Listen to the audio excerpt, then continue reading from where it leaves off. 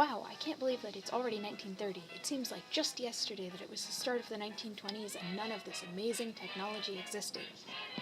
You're totally right. Gosh, the lie detector, hearing aids, frozen food, band-aids, loudspeakers, traffic signals, voice coder, and recording tapes were all invented. There's just so many things that were invented.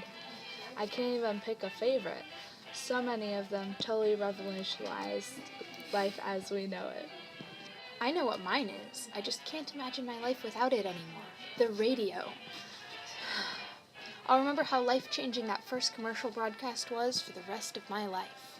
Do you mean the KDKA out from November 2nd, 1920?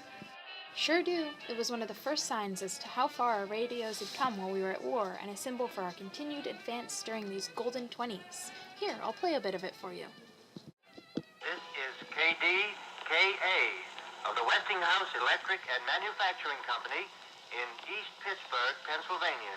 If anyone hearing this broadcast would communicate with us, as we are very anxious to know how far the broadcast is reaching and how it is being received.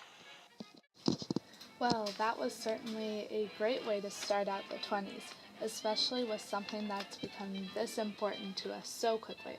I'm so glad they managed to work out the kinks and sell it to the public. Radio certainly has become a constant in my life, as well as millions of other Americans. It's always nice to sit down and hear about what's going on in the world with my family.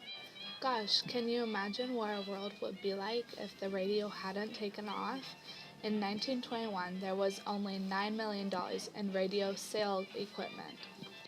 Thank goodness that boomed like the rest of the 20s, up to a staggering 46 million in 1923, and then 400 million in 1926. If it hadn't, we'd probably still be stuck with like 3 channels. Think of how boring that would be.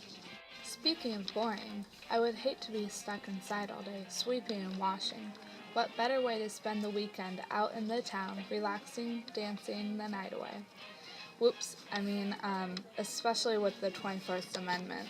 I'm so glad that the vacuum cleaner and washing machines have made the modern woman's life so much easier and freed up so much more time in the day. When the Model O first went on sale, I wanted one so much, but they were out of my price range. $60 is just so much. Probably for the best that you waited. With the addition of the beater bat in 1919, disposable filter bags in 1920, and repositioning vacuum cleaners upright in 1926, the vacuum has advanced far from the cleaning service that it started as. But, to be fair, I almost bought the Model V in 1921 myself. It's just so good for getting all the dust up. The vacuum is wonderful, but I personally like the washing machine. It was called Thor Washer, and it was made by Hurley Machine Company of Chicago. The machine was designed to put clothes into the wooden drum using a lever to start it. From the day it was created, they were becoming more advanced and common in the household. It sure made life easier than using a washboard every time. But while the washing machine was busy making the 1920s fresher, I know of another invention that was making them a whole lot cooler. Not many people had refrigerators due to the high price for them. Before refrigerators, there were ice boxes. They were less effective than any refrigerator that was ever made. The ice in the ice box were replaced every day or so by an iceman. Wow, there were so many cool inventions that were created in the 1920s. Looking back on it, I guess you could say that it invented a whole new lifestyle for us to live.